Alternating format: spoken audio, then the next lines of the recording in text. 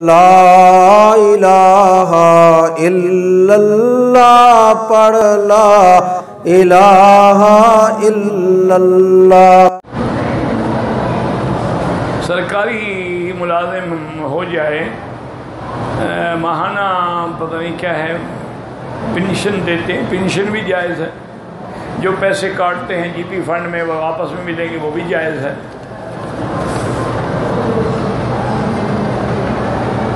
اگر ایک آدمی مسافر ہو، باہر جائے، بہرحال سفر 48 منٹ کے بعد وہ مسافر ہو جاتا ہے۔ جب تک سفر کرتے کسی جگہ 15 دن ٹھہرنے کا ارادہ کر لے تو پھر مقیم ہو جائے گا۔ طائف سے بغیر احرام کے آیا، بہرحال آپ بعد میں عمرہ بھی کریں اور ایک دم بھی دیں۔ ابھی آپ حج کریں کیونکہ آپ نے عمرہ نہیں کیا، حج آپ کا افراد ہے، عمرہ کرنا ضروری نہیں ہے۔ کرتے تو یہ احرام طائف سے بات کیا جائے، اب کہاں جاؤ گے؟ اب حج کرو بس۔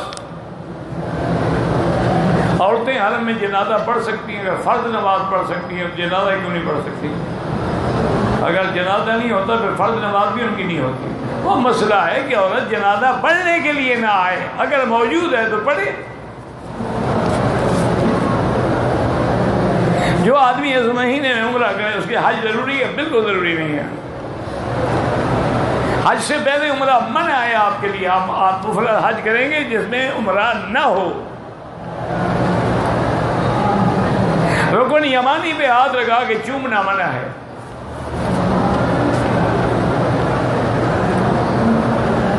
مسجد نبوی میں درس ہوتے ہوں گے، اب یہ تو نہیں بتا سکتا کہ کتنا بڑا حرم ہے، کہاں کہاں ہوتے ہیں، وہاں جا کے پوچھیں گے پتہ لگ جائے گا۔ وہ جو لوگ کام کرتے ہیں نا حرم میں زمزم کا، صفائی کا، وہ بتا دیں گے۔ احرام کی حالت میں ہونٹ کی بال کاٹ لی کچھ نہیں ہوتا۔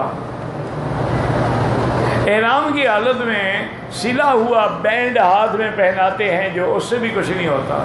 گھڑی پہننے سے کچھ نہیں ہوتا تو بینڈ سے کیا ہو جاتا ہے؟ طواف قدوم وہی ہوتا ہے جو سب سے پہلے آ کے کیا جاتا ہے، اور وہ بھی مفرد کے لیے سنت ہے۔ عمرے والے نے تو عمرے کا طواف کرنا ہے نا، اسے قدوم تو نہیں کرنا الگ۔